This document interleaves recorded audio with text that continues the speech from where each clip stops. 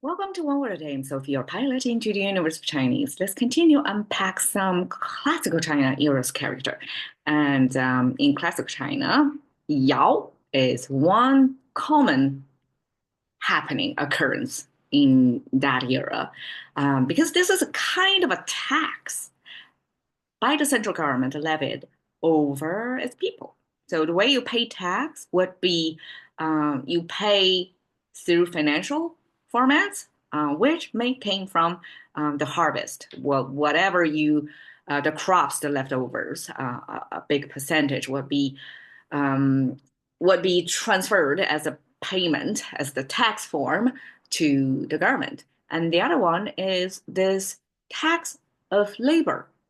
You have to work as free labor for the government, and mostly over some huge civil engineering project, things like build a canal. I'm not sure about a bridge, but definitely the one most known big public project would be the Great Wall, right? And that's such a huge project, and the government would, if they pay for such labor, would bankrupt it. So instead of paying for it, they made people work for free for it as a tax form.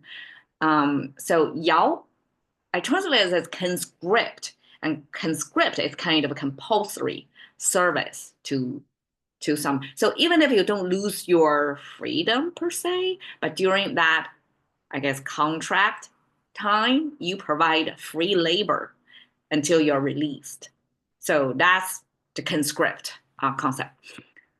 We can see simplified traditional looks the same versus 2000, about the same with some details. So the left side means walking, right? We already unpacked it last episode. This is right foot, big toe, pinky toe, rest of the toes, and this is the sole. And then we have three strokes. The left foot steps combined together, it means walking, because just by the right foot itself, it means standing still, because we're focusing, we're kind of zooming in on the right foot. And if you show a still frame of a foot, most likely it means you're standing still. But adding the footsteps, it's like unmistakably, it's walking.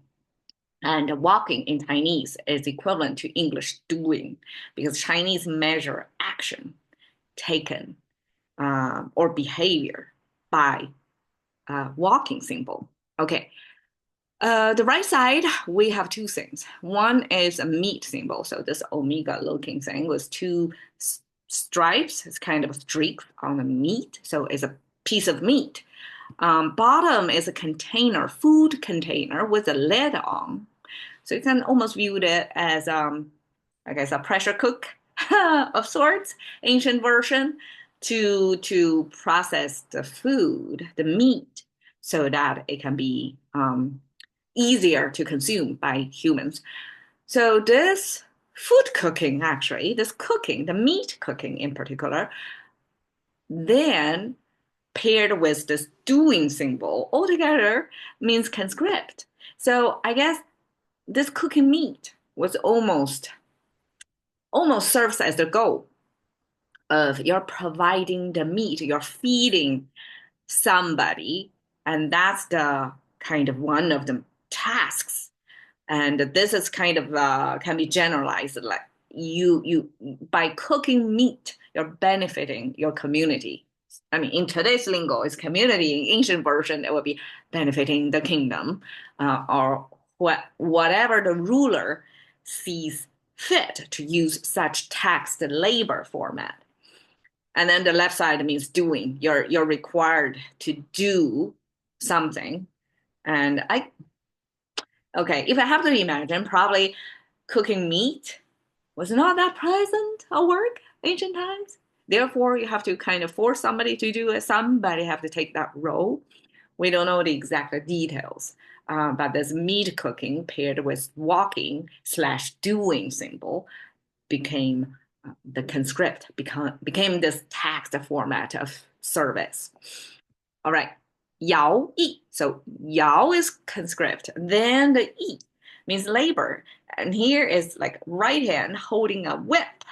and making people do things again. So this forced labor versus conscripted labor is kind of mutually denoting each other, provides context to each other. So Chinese double down on a concept. And then we can almost take this overlapping area as the concept. Yao Yi simply means it's a almost equivalent of slavery, but it's a conscripted, meaning with a time constraint, I guess.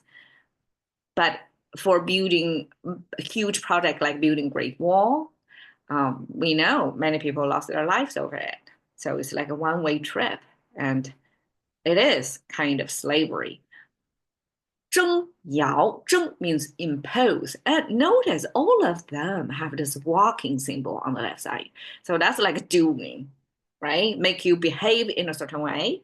And 征, this right side means oriented. So it's almost like, draw a vision of some sort to orient all the people doing the same thing. And that becomes impose because, okay, the goal, the lofty idea may come from one person or the country's rulers, and they want something to happen, but they may not be the common shared vision of the whole land of people, and so they impose it to orient everybody else doing that same thing. Example, Great Wall. Yao Fu, Fu means grown man. So in China, I guess there is such passage of right when you come of age, there are certain hairdo change so that you, instead of getting an ID driver's license, right? The hairdo change kind of show you have come of age, you're your own man, you can make your own decisions, something like that. And Yao Fu simply is the person who got conscripted into this labor, and it got to be a grown man.